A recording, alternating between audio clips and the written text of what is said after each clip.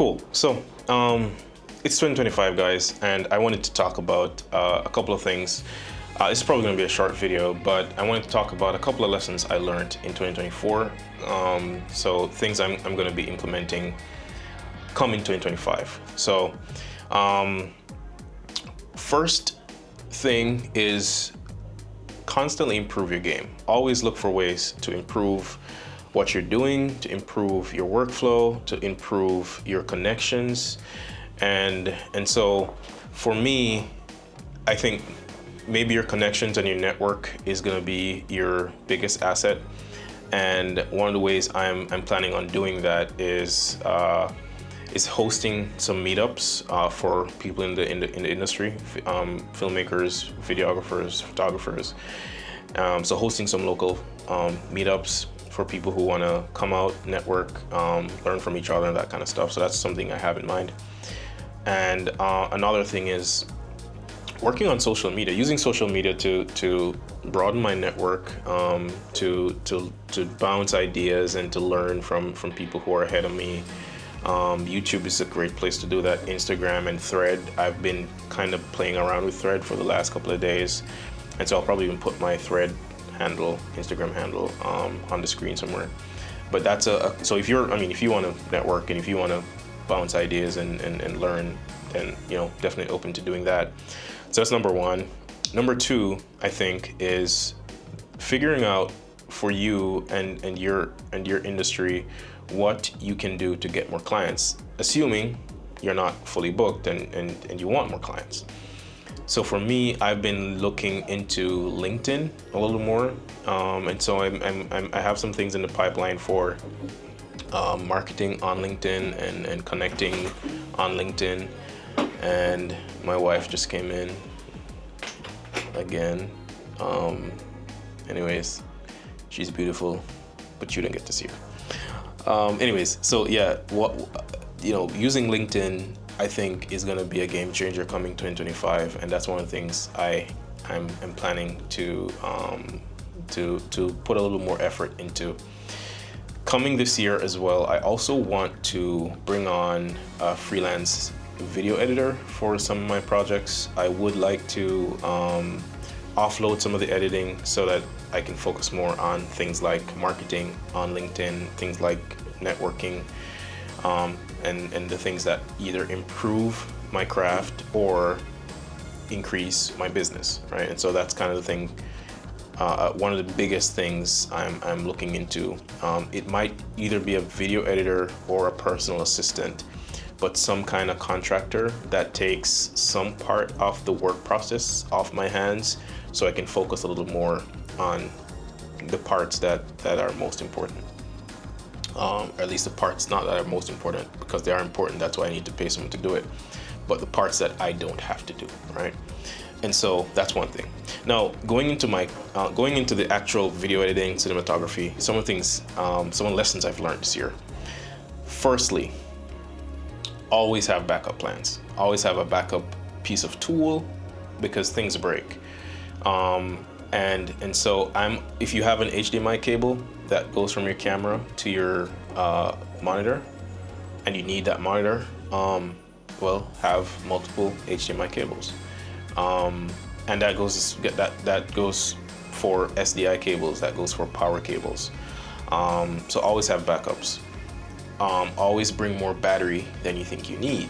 So if you're a V-mount battery person or an NPF battery person or an in-camera battery person, if you're like, oh, it's gonna be a 2-hour shoot, I only need 3 batteries or 2 batteries, right? Bring more. And if you don't have more, get some more. And that's the same for SD cards.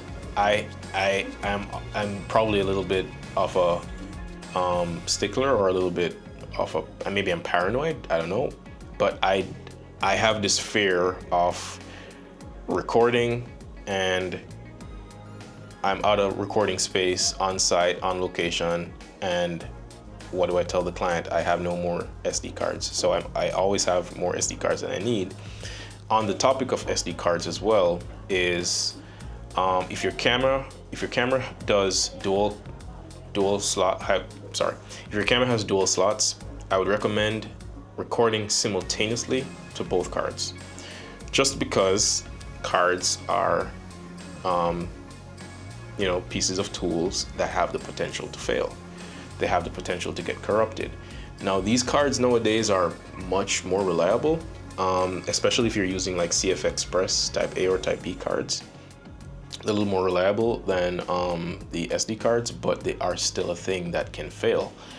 And again, I don't want to be in a position to look at a client and said, hey, we had a great full day of shooting, but I lost all those files because I was only recording to one card and it failed. Now, can two cards fail? It's not impossible, but the odds of both cards failing at the same time is just, not that high. And so record to both slots if you can, if your camera allows it. If you don't, if your camera doesn't allow it and you're looking into purchasing a new camera this year, then that's probably something you should consider being a feature that you need. And on that same topic of SD cards is learning or creating a workflow that allows you to offload footage from your camera and back it up to something, whether it's two SD cards or two solid state drives, or whether it's uploading to the cloud while you're there, whatever it is. Just create a system that allows you to have backups on backups. On the same topic of backups is audio. I've learned this lesson the hard way. Some of these lessons, by the way, I've learned from hearing horror stories from other creators, or lessons I've learned from, the school of hard knocks. Personally, I learned this lesson the hard way, where I was recording to a DJI mic transmitter. And by the way, I'm not faulting the DJI mic transmitter because, again, it's a piece of tool. But I was recording to the transmitter. I had the receiver on the camera, but when I looked in my bag, I didn't have the audio cable that goes from the receiver into the camera. So I'm like, okay, cool. I'll record internally on the transmitter, and the camera is recording scratch audio, and I can monitor the levels on the little DJI screen, right? And by the way, this is the first generation DJI mics, not the second one. And so I did my recording. I think it was a great takes. Client felt good, but I left the transmitter on the client. When I get the transmitter back, the audio's gone. The audio files are corrupted. Because I left it on the client shipped it to me. That could have been a result of either the transmitter died without it fully saving the file. I don't know if that's what happened, or somewhere in the process of that transmitter being shipped through the carrier, some component, I don't know, failed. Maybe going through an X-ray scanner, something got short-circuited. I have no idea what caused it. I just know that the only audio file I had was on that transmitter, and the file was corrupted. And so that is never a situation that usually I get the cable, I plug it in the camera, and so there's audio in the camera, there's audio in the transmitter. And in some cases, when it allows, I'm recording on the transmitter on a lav. I also have a shotgun mic overhead, recording into the recorder, and so I have 2 to 3 different sources of audio for that shoot. The one time I'm like, okay, I don't have a shotgun mic. I'm not sending audio into the camera. The only audio I have is on the transmitter. The one time I do it, it fails. So, and the problem again started because I didn't have backup cables, right? I didn't have a second or third audio cable that I usually would have had to get the transmitter audio into the camera. So again, having backup more than you need is always going to be a great thing. Backup cameras, backup SD cards, backup cables, backup lenses even. I've been in a situation where I had a 24-70 lens, and it was working fine. Show up to a shoot, it's not working. The gear motor is jammed or stuck, but it's making a crazy sound and it's not focusing. So what I do, I pull out my prime and I get the job done. I am looking into, obviously, I mean, in an ideal world, I would have multiple lenses of the same focal length, multiple primes, but I have to be very conservative with my gear. I have to make sure that I'm not just buying things to sit down on a shelf, especially the expensive portions of your gear, like lenses and cameras. I want to make sure these purchases are justified, but at the same time, you want to make sure that you have redundancy, right? And so having a second camera, even when it's a one camera shoot, is something that would make sense. So backups on top of backups, I spoke about, or I probably should talk about your storage solution. How do you store footage when you are done with a shoot? You probably want to have a cloud storage, and you probably want to have a storage on your computer or your hard drive. And in a lot of cases, when I'm simultaneously recording on my camera, I'll take the footage from one SD card, offload it into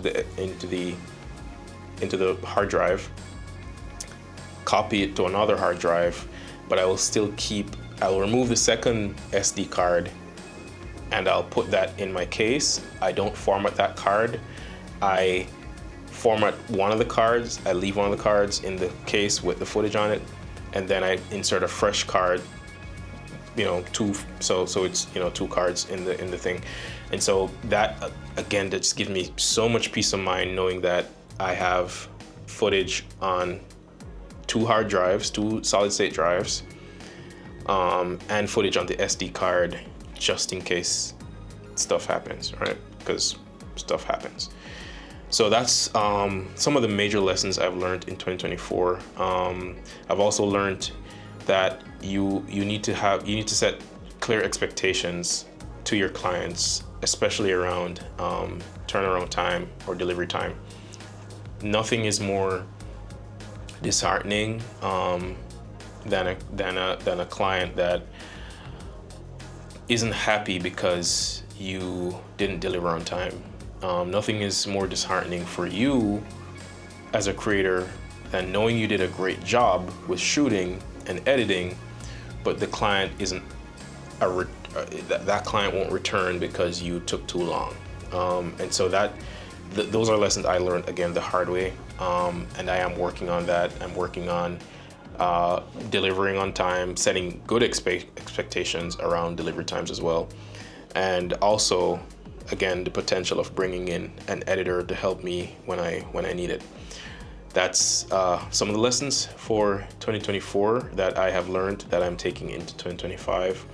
I'm always looking for ways to improve, and so if any of you are watching this and you have recommendations and tips and advice, feel free to throw them out in the comments. And what did you learn in 2024 that you're hoping to improve in 2025? I'm happy to hear from you. I'll definitely engage with you in the comments, and we'll probably even take it on Instagram or Threads if you wanna continue the conversation there. But great sharing some stuff with you. And again, if you like the content, go ahead and like and subscribe, and I'll see you in the next video.